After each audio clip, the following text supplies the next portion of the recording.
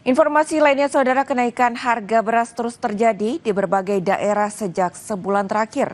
Di Gorontalo misalnya, harga beras mencapai Rp17.000 per kilogram. Kenaikan harga beras juga terjadi di kota Brastagi dan Manado.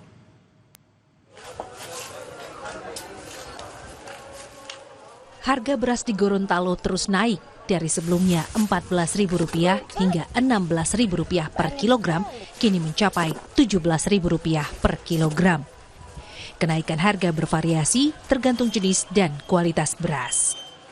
Beras Pandan Wangi menjadi varietas paling mahal, yakni Rp17.000 per kilogram. Salah satu pedagang bilang, kenaikan harga beras ini sudah terjadi hampir sebulan dan terus merangkak naik. Pedagang mengaku kenaikan harga terjadi karena stok beras lokal dan luar daerah menipis. Kenaikan harga beras juga terjadi di kota Brastagi, Sumatera Utara. Kenaikan harga rata-rata adalah 5% per liter. Pedagang mengaku keuntungan mereka berkurang drastis karena daya beli masyarakat juga turun. Di Manado, Sulawesi Utara, lonjakan harga beras menyebabkan omset pedagang beras di Pasar Pinasungkulan Kota Manado turun hingga 50%. Jika dalam sehari pedagang menjual 250 kg beras, kini hanya 100 hingga 150 kg. Hal ini terjadi karena daya beli masyarakat menurun. Harga beras termurah di Manado yakni Rp15.000 per kilogram. Sementara beras premium jenis Serayu dijual Rp16.000 per kilogram. Tim Liputan Kompas TV. Menteri Pertanian Amran Sulaiman ancam tindak tegas pelaku pengoplos beras premium setelah Satgas menemukan 86% beras premium di Indonesia ternyata dioplos oleh penjual. Singapura ada juga yang pincang, kami ke dekat.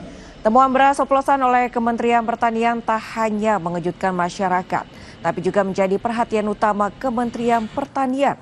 Beras oplosan tak hanya merugikan secara ekonomi bagi pembeli, tapi juga bagi petani yang berasnya dioplos. Menteri Pertanian Amran Sulaiman mengancam akan menindak tegas pelaku pengoplosan. Sejauh ini sekitar 86% beras premium yang dijual di Indonesia ternyata dioplos dan dijual dengan harga tinggi.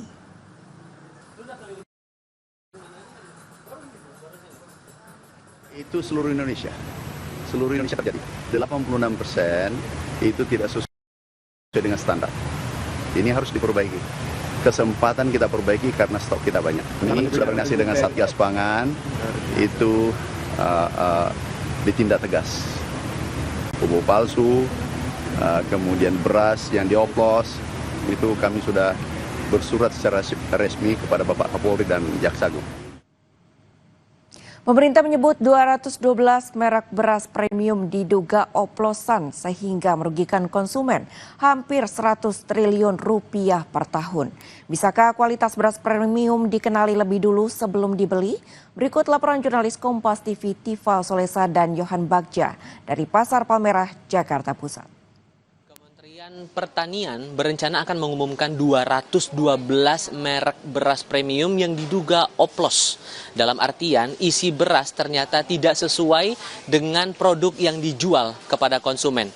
Pertanyaan muncul kemudian, sesungguhnya apakah sesulit itu membandingkan antara beras premium dengan beras medium atau beras biasa? Saya saat ini sudah bersama dengan salah satu pedagang di Pasar Palmerah untuk kita telusur lebih lanjut soal perbandingan antara dua jenis beras itu dengan Mas siapa, sorry? Amri. Mas Amri udah berdagang dari tahun 2012, tadi kita cerita juga ya. Sesungguhnya Mas, kalau membandingkan antara beras premium dengan beras biasa itu emang susah atau sebetulnya ada yang mirip-mirip atau gimana sih sebetulnya? Sebenarnya rada-rada mirip, tapi kalau orang yang jarang belanja beras ya mungkin nggak bisa bedain juga, gitu.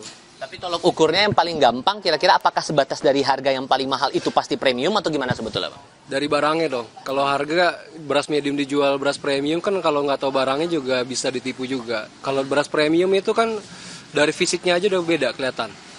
Kalau beras premium itu bijinya utuh, ya, lebih panjang. Terus lebih mengkilap, ibaratnya udah dipoles ya gitu. Kalau misalnya beras-beras medium rata-rata di depan nih gimana nih jelasin ini? Kalau ini kebanyakan, kalau ini beras medium. Nah, ini beras medium. kelihatan dari mananya itu? Walaupun bijinya utuh-utuh panjang, tapi dia masih ada broken patah. Oke. Gitu. Tapi kalau ini kan beras premium. Broken patahnya lebih sedikit. Gitu. Beras premium biasanya itu maksimal 30% broken patahnya. Patah itu. Maksimal. Gitu. Kalau misalnya udah 35 sampai 40% itu udah beras medium jatuhnya. Broken patahnya. Gitu. Kalau pengalaman Mas sebagai konsumen, nah kalau sebagai pedagang kan udah terbiasa lah seperti ini. Tapi kalau sebagai konsumen Mas pribadi sama dengan keluarga, pernah nggak punya pengalaman beli beras premium malah dapatnya malah sebaliknya, malah yang medium atau yang beras biasa? Sejauh ini sih enggak ya, soalnya kan kalau kita masak sendiri ya kita ngambil dari toko. Tapi kalau orang lain mungkin ada, saya lihat di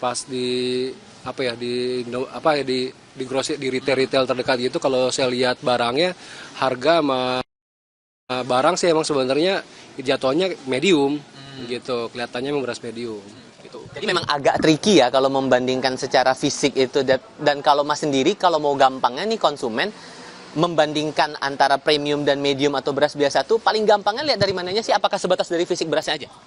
Dari brokernya aja, biji patahnya. Kalau misalnya biji patahnya kelihatan kelihatan banyak, itu sebenarnya jatuhnya medium. Tapi dari kualitas nasi sih nggak jelek, bagus juga. Sama juga. Sama gitu. Mas Amri, thank you ya. Udah mau bagi-bagi pengetahuan nih barang-barang kita semua. Karena setidaknya dari koordinasi terakhir yang dilakukan oleh Kementerian Pertanian bersama dengan Satuan Tugas atau Satgas Pangan Polri, ini ada nilai kerugian yang ditaksir mencapai angka 99 triliun rupiah per tahun yang akan ditanggung konsumen imbas dari beras premium oplos ini, yang jelas sedikit banyaknya akan berpengaruh kepada konsumen, baik itu kerugian material maupun juga hasil yang dibutuhkan oleh konsumen atas pembelian beras premium itu. Nah, sejauh ini dari pihak pemerintah bersama dengan polisi ini masih akan saling berkoordinasi dan disebut akan segera mengumumkan 212 merek beras premium oplos yang sudah ditelusuri oleh pemerintah. Tifal Solesa, Yohan Bagja, Kompas TV, Jakarta. Kita ke informasi lainnya, Saudara. Menteri Koordinator Bidang Perekonomian Erlangga Hartarto memastikan Indonesia tak akan dikenai tambahan tarif impor 10% usai Indonesia masuk BRICS. Erlangga bilang saat ini Indonesia, Amerika Serikat sedang memasuki periode penundaan penerapan tarif impor. Sebelumnya, Presiden Amerika Serikat Donald Trump mengancam akan mengenakan tarif tambahan sebesar 10% kepada negara-negara yang menjalankan kebijakan anti-Amerika dari BRICS. Meski Trump tak menjelaskan maksud dari ancamannya tersebut, namun pernyataan itu mencuat saat Presiden Prabowo menghadiri KTT BRICS di Rio de Janeiro, Brasil. Sementara Trump telah mengumumkan produk impor asal Indonesia dikenai tarif sebesar 32% dan berlaku mulai 1 Agustus 2025.